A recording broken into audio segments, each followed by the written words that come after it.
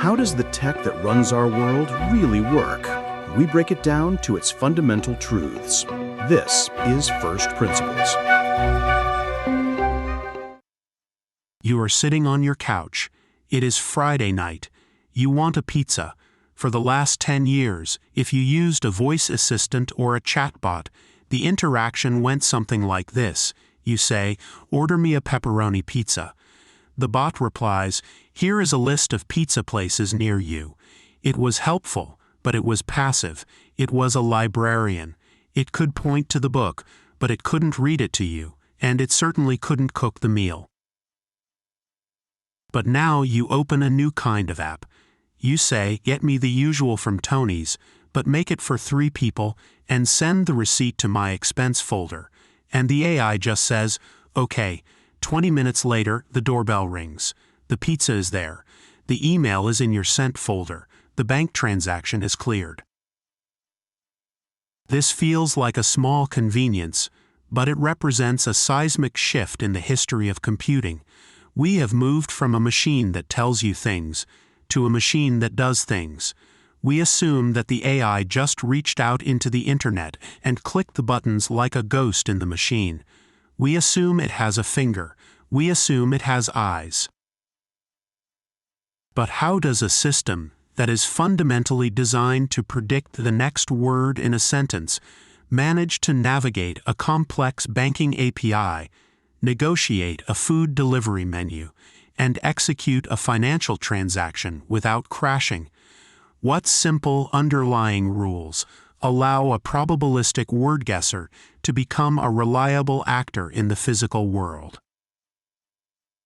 Welcome to First Principles. I am your host. Today, we are opening the black box of Agentic AI. To understand why this is such a difficult problem, and why the sudden appearance of AI agents is so shocking to computer scientists, we have to start by looking at what an AI model actually is. We need to look at the brain before we can look at the hands. For the last few years, we have been living in the era of the large language model. You know these as ChatGPT, Claude, or Gemini, and despite how magical they feel, their fundamental operation is surprisingly rigid. Imagine a genius locked in a soundproof, windowless room. This genius has read every book in existence. They know the capital of every country, the syntax of every coding language, and the recipe for every dish. But there is a catch. This room has no doors. It has no internet connection. There is only a small slot in the wall. You write a question on a slip of paper and slide it through the slot. The genius reads it, thinks for a moment, writes an answer, and slides it back out. This is the life of a standard chatbot. It is a brain in a jar. It is effectively a text processing engine. When you ask it a question, it isn't looking up the answer in a live database. It is remembering the patterns it saw during its training. This limitation is profound. If you ask this genius to check the current weather, it fails. It doesn't have a window. If you ask it to buy you a ticket, it fails. It doesn't have a credit card or a web browser. It can only generate text. It can describe the act of buying a ticket perfectly. It can write a play about buying a ticket, but it cannot buy the ticket. For decades, this was the hard limit of artificial intelligence. We had systems that were good at classification, telling a cat from a dog, and we had systems that were good at generation, writing text, but we did not have systems that had agency. Agency is a specific philosophical and technical term. In this context, it means the ability to pursue a goal over time. It means the ability to perceive the state of the world, take an action to change that state, observe the result, and then act again. A chatbot has no agency. It is reactive. You speak, it speaks. You stop, it stops. An agent is different. You give an agent a goal, and it goes off on a journey to achieve it. So, The multi-billion-dollar question that engineers faced was this: how do we liberate the brain from the jar? How do we give the genius in the locked room a pair of hands? The history of this problem actually goes back much further than the current AI boom. It goes back to the very origins of computing and a concept called the command line interface. In the beginning, if you wanted a computer to do something, you had to speak its language perfectly. If you missed a semicolon, the machine crashed. Computers were deterministic. Input A always led to output B. This reliability is the bedrock of our modern world. It is why your bank balance doesn't fluctuate randomly. It is why planes stay in the air. But large language models are probabilistic. They are creative. They make things up. If you ask an LLM the same question twice, you might get two different answers. This is a feature for writing poetry, but it is a catastrophic bug for booking flights. You do not want a creative bank transfer. You want a boring, accurate one. So the problem was a conflict of natures. We had a brain that was creative and fuzzy, and we had a world of software tools, APIs, calculators, web browsers, that were rigid and precise. The challenge was building a bridge between the fuzzy brain and the rigid tools. For a long time, nobody knew how to do this reliably. The early attempts were disasters. Engineers tried to write complex rules, basically creating a massive flowchart. If the user says weather, trigger the weather tool. If the user says buy, trigger the shopping tool. But language is too messy for flowcharts. There are 1,000 ways to ask for the weather. The rigid code couldn't handle the fuzzy human speech. Then, around 2023, a new architecture began to emerge. It wasn't a single invention, but a combination of 3 distinct concepts that, when snapped together, created something that looked startlingly like a mind at work. We are going to open the box now. We are going to deconstruct an AI agent. To do this, we need a new analogy. We are leaving the genius in the locked room behind. Instead, I want you to imagine a very busy, very intelligent executive chef in a high-end kitchen. This chef is our large language model. The chef is brilliant at recipes. He knows everything about food. But here is the constraint. The chef is not allowed to touch the stove. The chef is not allowed to chop the onions.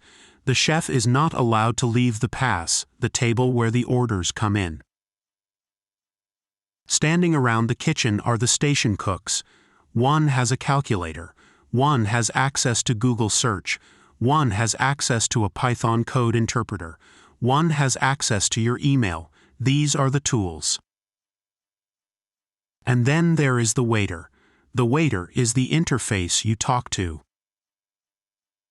Here is what happens in a standard, non-agentic chatbot interaction. You, the customer, tell the waiter, "I want a recipe for a chocolate cake." The waiter hands the ticket to the chef. The chef writes down a recipe from his memory. The waiter hands it back to you. End of transaction. Now, let's look at an agentic interaction. You tell the waiter, "Find out when my next meeting is, and email the participants to tell them I'll be 10 minutes late." The waiter hands this complex ticket to the chef. The chef looks at it. He knows he can't check your calendar because he is stuck at the pass. He can't send emails. He only knows text. But in an agentic system, the chef has been given a new ability.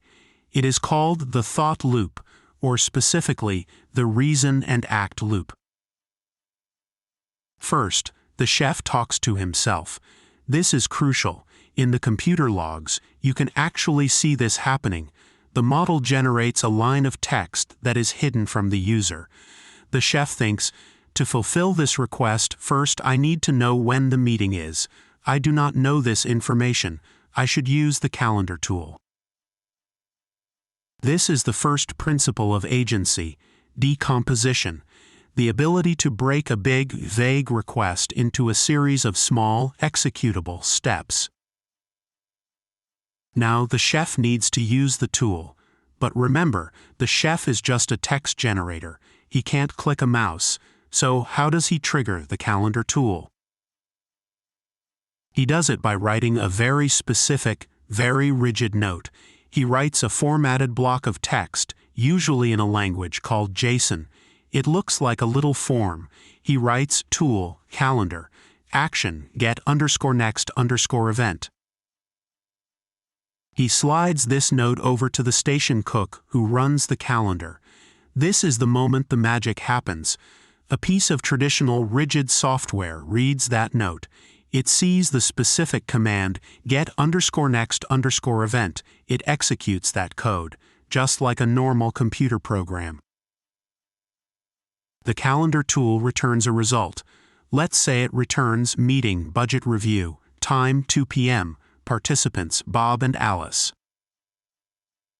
This result is written on a slip of paper and handed back to the chef. Now, the chef enters the observation phase. He reads the note from the station cook. He thinks to himself, again, this is actual text being generated in the background. He thinks, okay, the meeting is at 2 p.m. with Bob and Alice. The user wants to say they will be late. I need to send an email. He writes another rigid note. Tool, email recipient Bob, Alice, body running 10 minutes late, action send. He slides it to the email station cook. The email cook sends the message and reports back, email sent. Finally, the chef looks at the whole ticket. He sees that the user's goal has been met.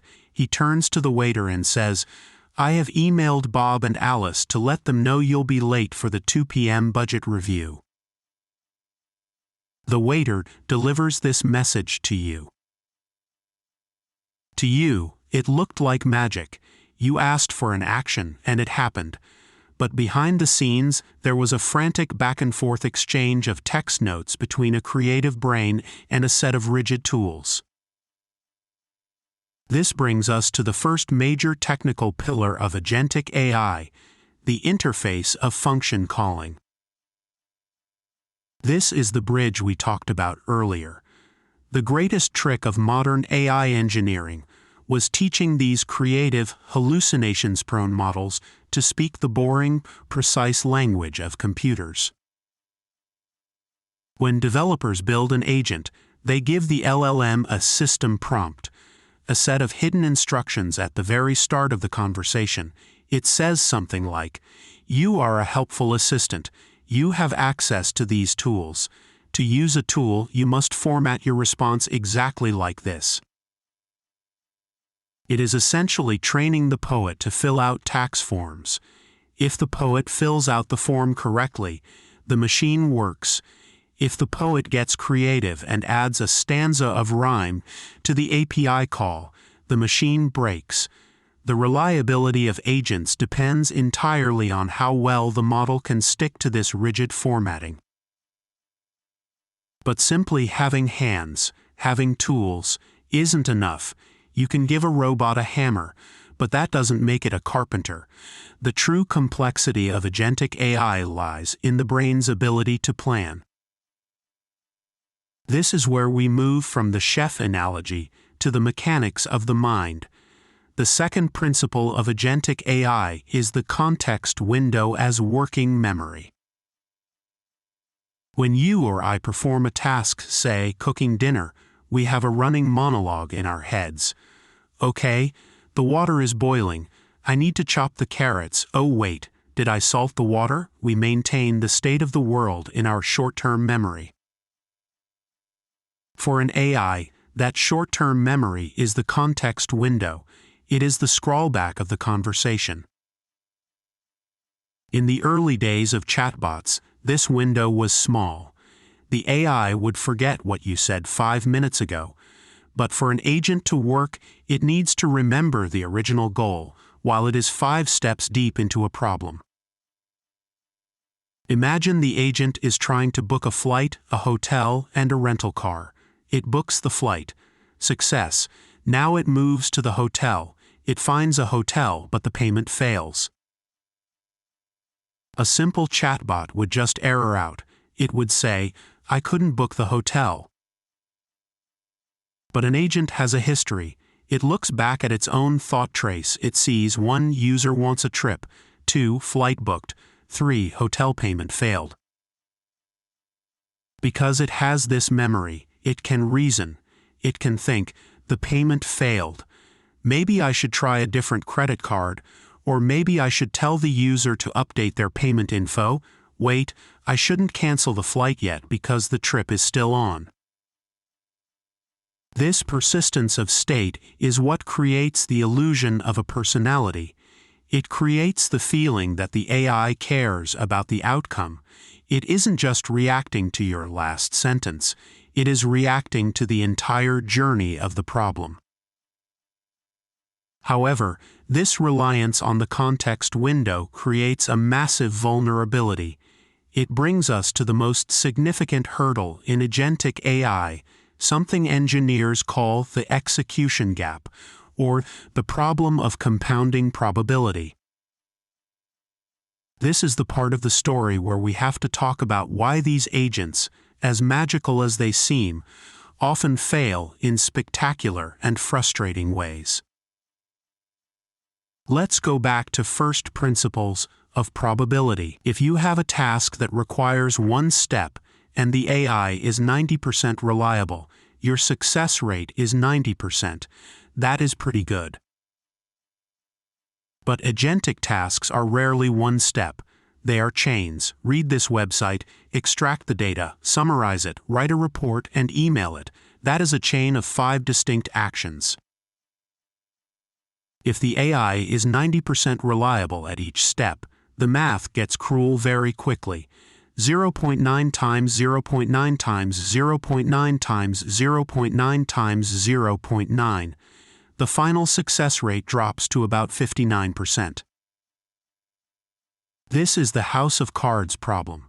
If the agent hallucinates during the extract data step, perhaps it invents a number that wasn't there.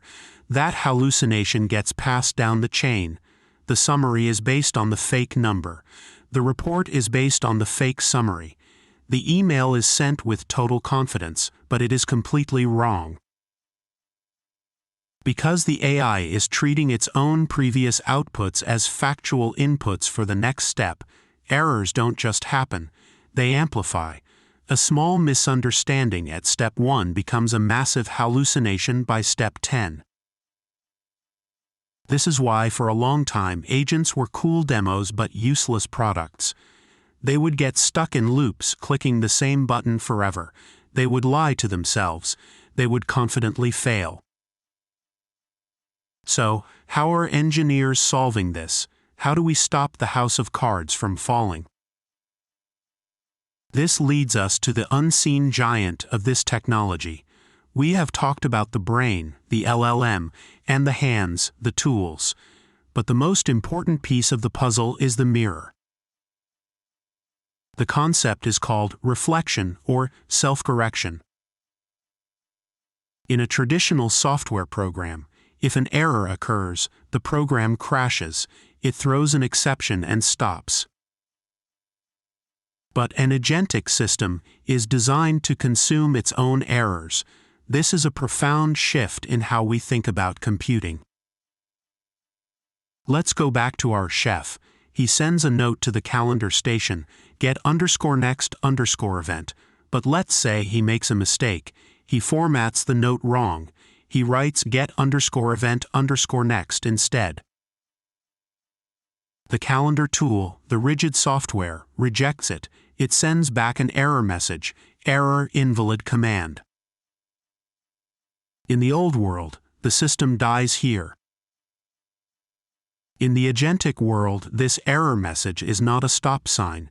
It is a new input. The chef reads the error, error invalid command. The chef thinks, I made a typo. I used the wrong command syntax. I should check the manual and try again. He writes a new note, corrected, and sends it back. This loop, act, fail, observe error, correct, act again, is the heartbeat of true agency. It is what separates a script from an agent. A script follows a line, an agent navigates a maze. When it hits a wall, it turns. This is the unseen giant, because it relies on a quality of large language models that is rarely discussed, their ability to critique their own work. It turns out that LLMs are often better editors than they are writers. If you ask an LLM to write code, it might make a mistake. But if you show that code back to the LLM and say, "This code produced an error, can you fix it?" the model is surprisingly good at spotting the bug. Engineers are now building architectures that force the model to pause and critique itself before it takes an action. Before sending that email to your boss, the agent runs a sub-process. Read this draft. Does it sound rude? Does it have the right time? The agent effectively plays the role of both the writer and the editor. This recursive structure, loops within loops, is what allows modern agents to tackle tasks of immense complexity. They are not just predicting the next word, they are predicting the next thought, evaluating that thought, and then correcting it if necessary. But this brings us to a common misconception. We look at these agents, these self-correcting, tool-using entities, and we anthropomorphize them. We say they are trying. We say they know they made a mistake. It is crucial to understand that they do not know anything. They are not conscious. When the agent says, "I made a mistake, I will try again," it is not feeling regret. It is simply predicting that the sequence of tokens, error message, is best followed by the sequence of tokens, apology and correction. It is following a probabilistic path that mimics human problem solving. The agent doesn't understand the calendar. It doesn't understand the email. It doesn't understand you. It is manipulating symbols according to statistical weights. However, and this is the aha moment, the result of this symbol manipulation is functionally indistinguishable from understanding. If a machine can perceive a goal, plan a route, overcome obstacles, fix its own mistakes, and achieve the outcome, does it matter if it knows what it is doing? We are moving into a world where software is no longer a tool you use, but a worker you manage. You don't use a hammer, you tell a carpenter to build a shelf. You don't use a spreadsheet, you tell an agent to analyze the Q3 earnings. This shift requires a new kind of literacy. We need to understand the limitations of the chef. We need to know that he is prone to hallucinations. We need to know that he can get confused if the instructions are too vague. We need to understand the execution gap, so we don't trust these systems with life-critical tasks without supervision. We are building a layer of synthetic cognition on top of our digital world. The internet was built for humans to browse. Now we are rebuilding it for agents to traverse. So, the next time you ask an AI to book a flight and it actually does it, don't just marvel at the convenience. Think about the chef in the basement. Think about the frantic passing of notes. Think about the loops of error and correction. And realize that we have done something remarkable. We haven't just built a brain.